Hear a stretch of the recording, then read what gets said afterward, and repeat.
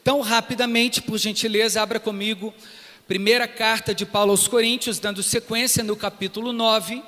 No domingo passado nós falamos do capítulo 8, acerca das comidas sacrificadas aos ídolos. Aprendemos um pouquinho o que é um ídolo, de onde ele surge, os alimentos a partir do paganismo que são sacrificados a esses postes ídolos. E agora nós chegamos no capítulo 9 da primeira carta de Paulo aos Coríntios. Eu gostaria que você lesse comigo aí, a partir do verso 11, para a nossa breve meditação. Amém? Todos acharam? Vocês acharam, irmãos? Glória a Deus. 1 Coríntios capítulo 9, a partir do verso 11, o apóstolo Paulo diz assim: se nós semeamos entre vocês as coisas espirituais, será muito recolhermos de vocês bens materiais? Se outros participam desse direito sobre vocês, não o temos nós por medida maior? Entretanto, não fizemos uso desse direito, pelo contrário, suportamos tudo para não criarmos qualquer obstáculo ao Evangelho de Cristo. Pelo contrário, suportamos tudo para não criarmos qualquer obstáculo acerca ou ao Evangelho de Cristo Jesus. Feche os seus olhos, me permita mais uma vez orar. Pai, nós queremos agradecer o Senhor por essa oportunidade que temos de ouvir a sua palavra. Tudo que foi escrito foi inspirado pelo Senhor divinamente para nossa instrução, admoestação, crescimento e aperfeiçoamento para a glória do nome do Senhor. Que através do entendimento da sua palavra nos tornemos pessoas, homens e mulheres mais parecidos com o Senhor Jesus Cristo. Que possamos, por meio da nossa vida, testemunhar, ser um canal de bênção ao compreendermos as Sagradas Escrituras, para que preservemos também sobre ela a sã doutrina, para que sejamos encorajados, fortificados na Tua Palavra. É o que nós te pedimos nesta tarde de domingo, em nome de Jesus. Amém e graças a Deus.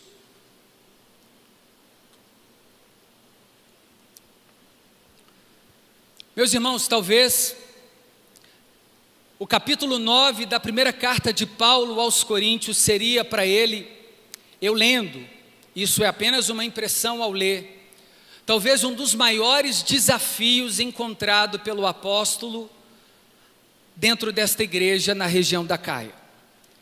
Paulo, quando planta a igreja em Corinto, na sua terceira viagem missionária, no final desta terceira viagem, o apóstolo tem um único desejo: edificar a fé e proclamar o Cristo ressurreto.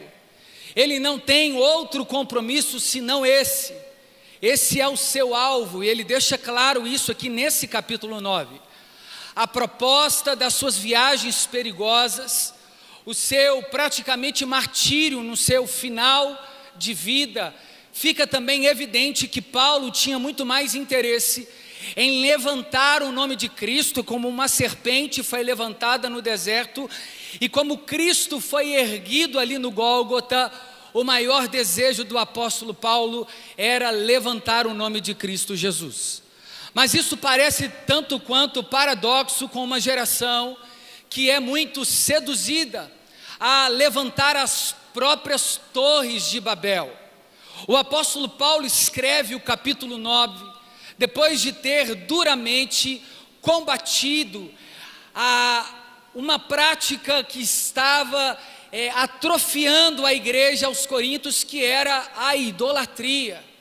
E nós percebemos a facilidade que nós temos de idolatrar, e a igreja de Corinto também não fora diferente.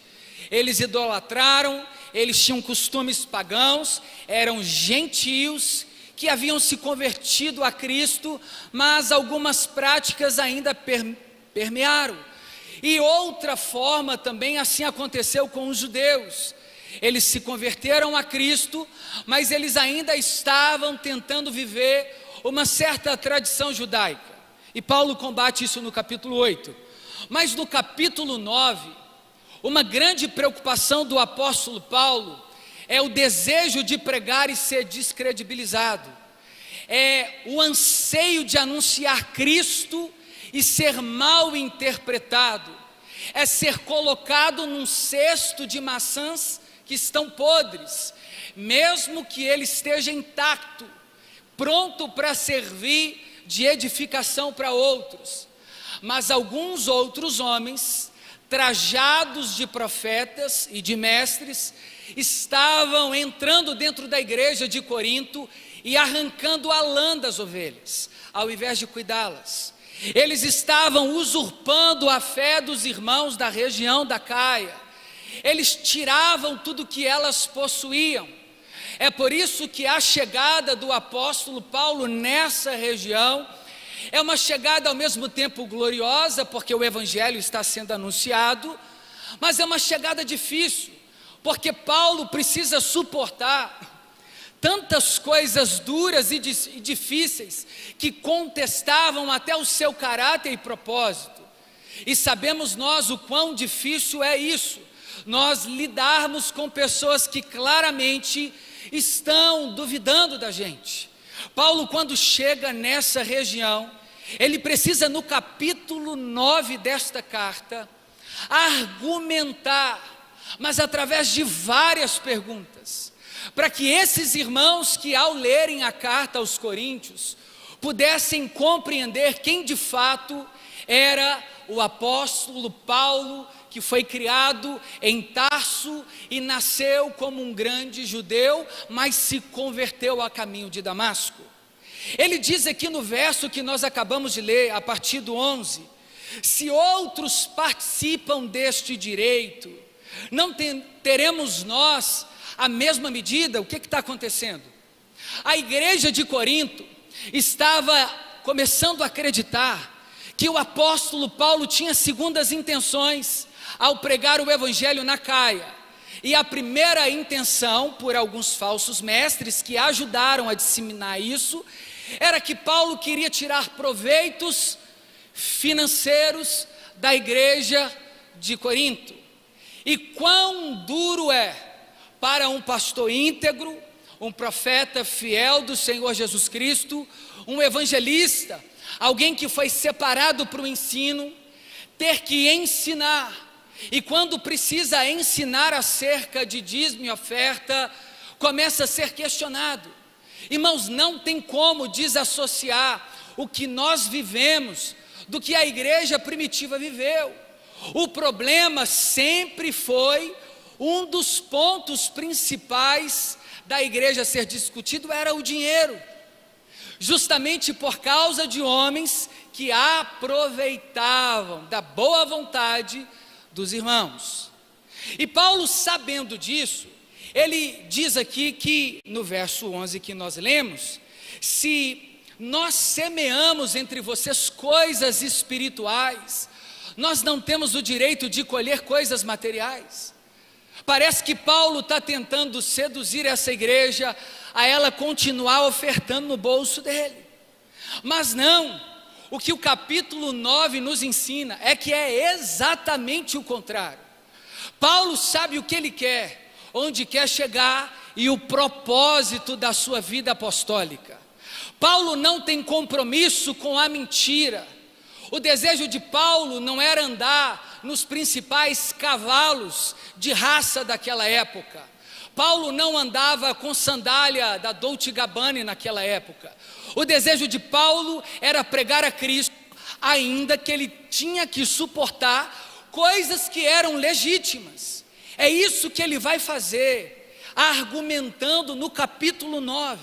Ele diz: irmão, se eu estou semeando entre vocês coisas sobrenaturais, eu não seria digno de colher entre vocês coisas materiais? É um professor que se tornou doutor, PhD, ele é alguém que te ensina uma matéria, uma ciência, a partir dali de onde você vai extrair os seus recursos, o que nós fazemos? Pagamos a mensalidade, porque alguém que está nos instruindo, alguém que está nos fazendo crescer. Essa deveria ser uma ordem natural na igreja de Corinto, mas não. O que estava acontecendo é que aqueles irmãos estavam sendo seduzidos por outros, de que o propósito de Paulo era ganhar dinheiro. O que eles não sabiam é que Atos capítulo 18, quando ele conhece Áquila e Priscila, Paulo fica com eles e começa a trabalhar construindo tendas. E no capítulo 9 ele vai deixar claro: eu não quero, não preciso, não dependo, não tenho como proposta de vida o dinheiro de vocês, coríntios, porque a minha proposta é me tornar um escravo para que vocês sejam livres, louco para que vocês sejam sábios, verdadeiramente preso para que vocês estejam abertos ao conhecimento de Cristo. Eu quero que vocês conheçam a Jesus e o poder da sua glória, e eu não tenho prazer algum de recolher de vocês algum donativo, a não ser que seja com alegria. É isso que está acontecendo no capítulo 9 desta carta aos Coríntios. Por isso que no verso 1 ele diz assim: será que eu não sou um homem livre? Ou seja, irmãos, Paulo sabia que ele estava passando por aquilo, por pregar o evangelho. Ao mesmo tempo, ele não precisava estar passando por que ele estava passando. Ele não precisava ser humilhado, porque ele era um homem livre. Ele tinha direito nem de ir para a região da Caia. Bastasse ele continuar ali, vivendo a sua tradição judaica. Mas mesmo Paulo dizendo que era livre, ele compreendeu nos versos seguintes que ele se fez de escravo, para que aquela igreja se tornasse livre de verdade. O verdadeiro pastor, ministro, aquele que anuncia a boa notícia, ele nunca mais se torna um ser livre. E quando eu digo livre, eu estou me referindo em não querer cumprir a missão. Não tem como, porque é uma responsabilidade e privilégio que só quem vive saberia explicar. E Paulo começa dizendo: será que eu não sou um homem livre? Não sou apóstolo? Uma outra pergunta. Ou seja, Paulo viu Jesus Cristo da forma diferente como os discípulos viram. E para ser apóstolo era necessário ter visto Jesus, desde o batismo de João Batista no Rio Jordão, de Jesus através de João, até a sua assunção. Mas Paulo não presenciou nenhum desses dois momentos. Mas a caminho de Damasco, o próprio Cristo marcou um encontro com o apóstolo Paulo, dizendo: Paulo, Saulo, Saulo, por que me persegues? O Senhor já nos conhece e sabe do propósito eterno que Ele tem para nós. O desejo era um, mas o plano de Deus era outro. E por isso que agora ele se torna escravo de Cristo, mesmo sendo um apóstolo fora do tempo. Ele diz assim: eu também não sou apóstolo. Por que ele diz isso? Porque os apóstolos tinham regalias, em várias limitações. E ele continua dizendo: não vi Jesus o nosso Senhor? E de fato viu. Ou seja, vocês estão duvidando do meu apostolado também? Vocês sabem que vocês são a minha coroa, Coríntios. Vocês são a minha carta escrita e viva. Se eu não estivesse pregando o evangelho até vocês, talvez muitos não teriam ouvido o evangelho. Mas Paulo também não se gloria nisso. E como nós já precisamos começar a aprender duas coisas importantes. Primeiro, que você não é tão livre como você imagina ser. Se Cristo já te chamou e você está recalcitrando contra o chamado, quem sofre é você e não Cristo.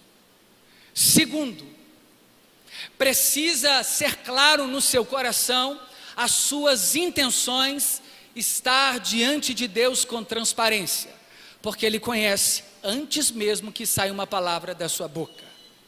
E Paulo sabia que tinha homens pregando o falso evangelho para se enriquecer, mas não era o caso dele, e por isso ele se entristece de ser colocado nesse meio. Tantas vezes, irmãos, quando eu ouço em uma conversa que pastor é tudo ladrão, que tudo é farinha do mesmo saco, é tão triste ouvir isso, mas é porque eles não conhecem de fato as pessoas. Mas até que a gente explique, infelizmente, a gente vai até ter que concordar em alguns momentos, porque as notícias, cada vez mais corriqueiras, são assim. Mas Deus ainda preserva o seu povo, aqueles que não se curvam a Mamon, aqueles que não usurpam das ovelhas, aqueles que não são charlatões, aqueles que temem ao Senhor, aqueles que sabem daquilo para que eles vieram, aqueles que realmente não têm desejo contrário senão anunciar Jesus, ao invés de enriquecer. Mas ao mesmo tempo isso também me preocupa, como se o sinônimo hoje de ser crente, e principalmente pregador, fosse sinal de status.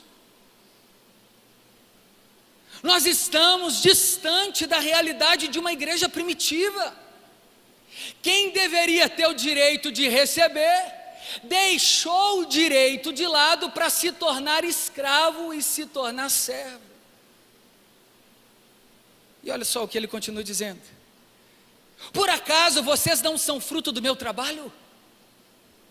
Paulo sabia quem ele era, irmãos, por isso que ele não tem dificuldade de ser mal interpretado quanto à soberba. O que ele está tentando dizer aos coríntios? Não foi através de mim que vocês ouviram o evangelho?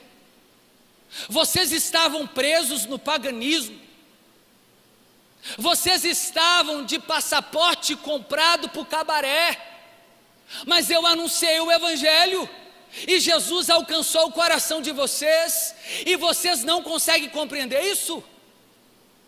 É isso que Paulo está dizendo. Ingratidão de uma igreja que não reconheceu Paulo como apóstolo e ainda duvidava das suas intenções. Não tem como uma igreja ficar de pé quando ela mesma começa a dividir entre si e colocar uns com os outros contra a liderança. Quão perigoso é isso? Causarmos essas dissensões entre nós. E são pessoas, como no caso de Paulo, que têm toda a paciência de ensinar, que preparam, que cuidam, não com interesse, mas a fim de anunciar a Jesus. E mesmo assim, muitos homens e mulheres de Deus são duramente caluniados por isso. Até param a caminhada, talvez não deveria ser uma realidade. Mas irmãos, a igreja também tem responsabilidade de animar a liderança, porque se a igreja só bate, se a igreja só critica uma liderança, se a igreja só atrofia uma liderança, a liderança não para de pé. O diabo ciranda entre nós.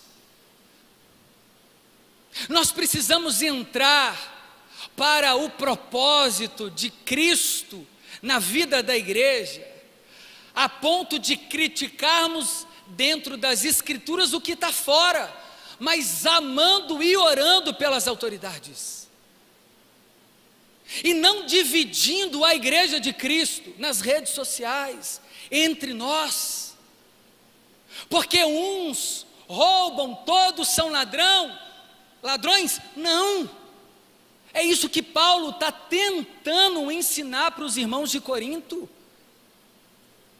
Vocês são fruto do trabalho do evangelho anunciado por mim, que também foi alcançado pela graça. Orem por mim. Em outras palavras, seria honroso se vocês me honrassem, porque eu estou honrando vocês. Seria honroso eu recolher através de vocês bens materiais, mas eu não quero, para que vocês, coríntios, não tirem de mim a glória de me tornar um escravo de Cristo. Porque se eu prego porque eu recebo, logo parece que eu faço por obrigação, mas mesmo assim ele ensina: o trabalhador é digno de seu salário, é o que ele vai dizer aqui mais para frente. Então nós temos dois extremos hoje dentro da igreja que precisa ser combatido. Líderes, você que me assiste, você que está aqui, se você deseja enriquecer, você está no lugar errado. Você tem que jogar na Mega Sena, lotos, fazer o que você quiser, ou trabalhar, que é o melhor, porque crente trabalha.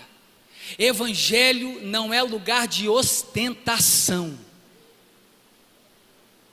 Evangelho não é lugar de playboy e de patricinha, de Mauricinho. Evangelho é lugar de servos à disposição do serviço em Cristo. Essa é a primeira coisa. Porque como se não bastasse, os evangelistas, alguns, agora até cobra ingresso para como se fosse para o teatro, para ouvir o evangelho que ele recebeu de graça. Charlatão, falso mestre, falso profeta. Ele deveria estar em uma igreja local, servindo, e a igreja apoiando ele, está fazendo a força do braço, está enriquecendo, andando de jatinho, carro blindado, achando que evangelho é Big Brother. Você entra e sai dali com 2 milhões. Primeiro ponto. Segundo ponto, igreja, a nossa responsabilidade é honrar os ministros de Deus. E sabe como é que honra? Enfiando a mão no bolso. A gente compra tênis caro, carro caro, porcelanato em casa, mas quem cuida do casamento muitas vezes é o pastor, que tem que orar, que tem que cuidar, que tem que apacentar. E aí a gente não tem nem sequer a hombridade de honrar nem em oração a vida desses pastores, desses ministros, desses mestres, desses profetas. Dois extremos dentro da igreja. Uma igreja que às vezes acha que porque prega o evangelho tem que ficar rica, e a outra, uma igreja que só critica, que não honra e que não cuida dos seus líderes. Dois problemas.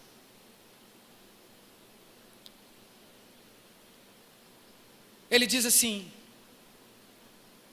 sabe qual que é a minha defesa? Será que eu não tenho direito de comer e beber? Será que eu não tenho direito de levar uma esposa se eu tivesse, como levam aí, Cefas, os irmãos de Jesus, quando eles vão viajar, eles não levam a esposa deles? Eu não tenho esse direito, não. Eu abri mão de tudo para poder pregar o evangelho. Vocês não conseguem nem me sustentar para eu continuar pregando, mas não precisa de fazer isso, porque eu vou trabalhar, mas eu vou continuar servindo vocês. A pergunta que eu faço dentro do tema é: até quando ou como ou o que nós estamos dispostos a suportar pelo evangelho? Até o primeiro emprego que te faz sonegar imposto e você tem que ficar lá, mas você não quer perder a boquinha de 5 mil e continua sonegando?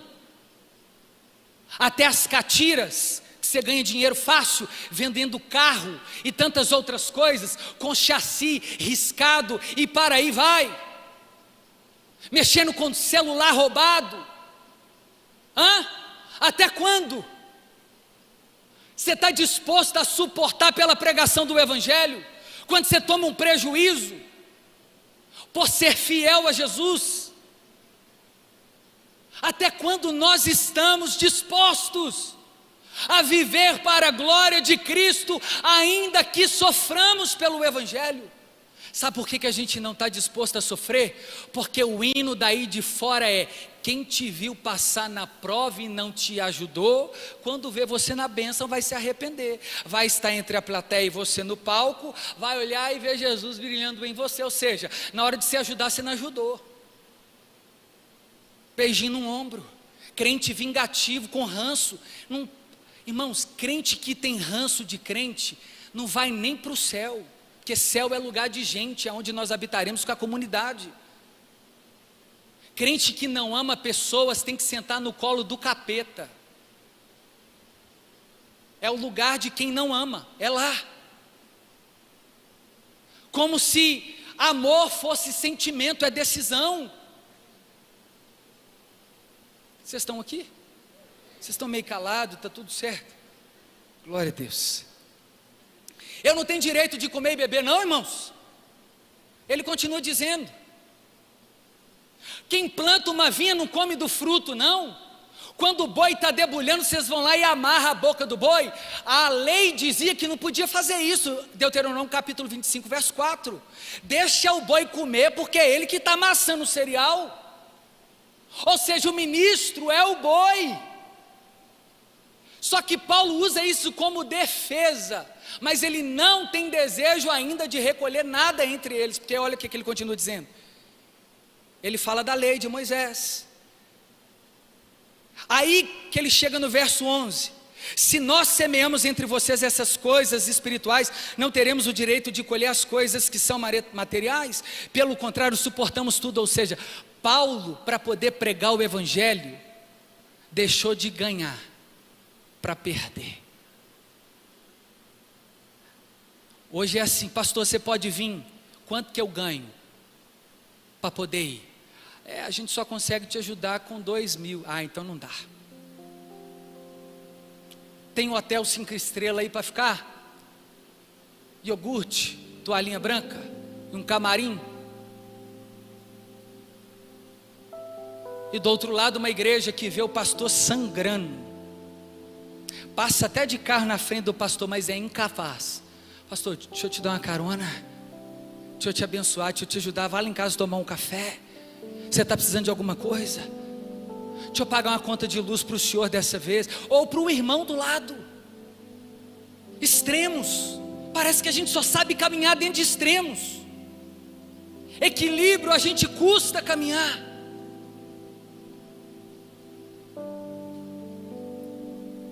O Senhor ordenou aos que pregam o evangelho que vivam do evangelho. Está escrito aí: viver do evangelho, meu irmão pregador e pregadora, profeta, mestre. Viver do evangelho não é enriquecer-se pelo evangelho. Você vai prestar conta de cada centavo que você tirou de uma cesta para comprar um sapatão laqueado caro. Você vai para atualizar o iPhone e vendo uma igreja perecendo. Você vai dar conta. De Deus ninguém zomba. Igreja, vocês e eu também daremos conta das vezes que a gente deveria contribuir para a pregação do evangelho, mas aumentamos a casa, compramos um carro mais importado para ficar o bairro inteiro parar. Eu não estou dizendo que a gente tem que pregar a teologia da pobreza aqui não, irmãos. Equilíbrio. Uma igreja que aprende a honrar e ministros que aprendem a viver na dependência de Jesus e não dos próprios enriquecimentos ilícitos. É isso que Paulo está tentando ensinar essa igreja. Eu, porém, não tenho feito uso de nenhuma destas coisas. Que coisas? Que ele falou lá atrás. O boi que debulha, quem trabalha na uva, ele não está recolhendo nada. Se anuncio o evangelho, não tenho do que me gloriar. Sobre mim pesa uma obrigação. Conferencista, é obrigação, meu irmão, você pregar o evangelho. Ministro, é obrigação você cantar. Mestre, é obrigação você ensinar, porque nós prestaremos contas dos nossos talentos. Você não está dando uma forcinha para Jesus, não. Você não está ajudando a Trindade, não. É ela que está tendo misericórdia de mim, de você, que tem talento, mas não usa, esconde. Ao invés de cantar, está usando a boca para fofocar.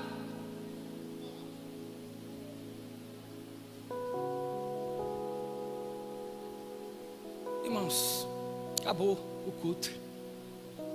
Oh Jesus, se faço isso de livre vontade, tenho recompensa, mas se o faço por obrigação, é porque é uma responsabilidade que me foi confiada, porque sendo livre, me fiz escravo de todos. Irmãos, eu estou sangrando, porque eu não sou crente da forma como eu deveria ser, mas eu não vou desistir, porque Jesus começou uma boa obra e Ele vai terminar até o fim. Dá tempo da gente decidir por Cristo hoje e agora, ou a gente entra para dentro do barco do Evangelho,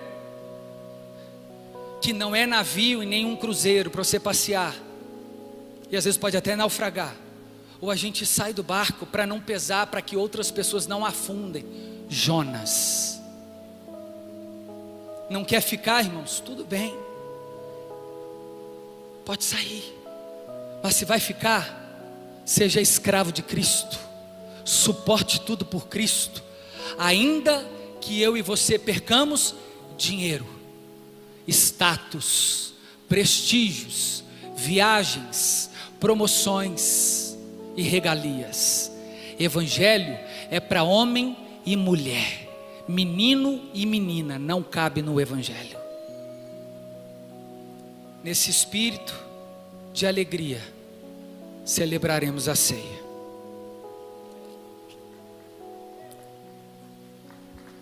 Glória a Deus, você é crente mesmo.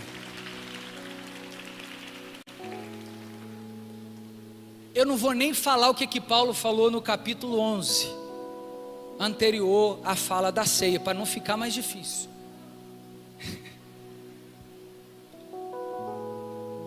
Porque a gente só lê a partir do 23, que é o mais bonitinho, correto? Porque recebi do Senhor aquilo que também vos entreguei. Paulo está dizendo, eu estou recebendo, eu estou dando aquilo que eu recebi, mas eu recebi do Senhor, e por isso estou entregando. Na noite em que foi traído, tendo tomado o cálice, levantado, deu graças. Esse é o meu sangue, como sinal da nova aliança por vós. Levantou o pão, esse é o meu pão, que também é pela nova aliança. Aquele que bebe do cálice e come do pão, ele está dizendo, pela memória, pela fé, eu creio que o Senhor vai voltar. Em outras palavras, só que sabe o que Paulo falou nos versos antes de falar esse versículo bonitinho? Mas nisto que agora prescrevo, não posso nem elogiá-los, porque vocês reúnem não para melhor e sim para pior. Porque antes de tudo estou informado de que quando se reúnem na igreja, existem divisões entre vocês, e em parte eu até acredito, porque é necessário que haja partidos entre vocês, para que também os aprovados se tornem conhecidos. Quando pois se reúnem, olha aqui, presta atenção, no mesmo lugar, não é em torno da ceia do Senhor que vocês comem e bebem.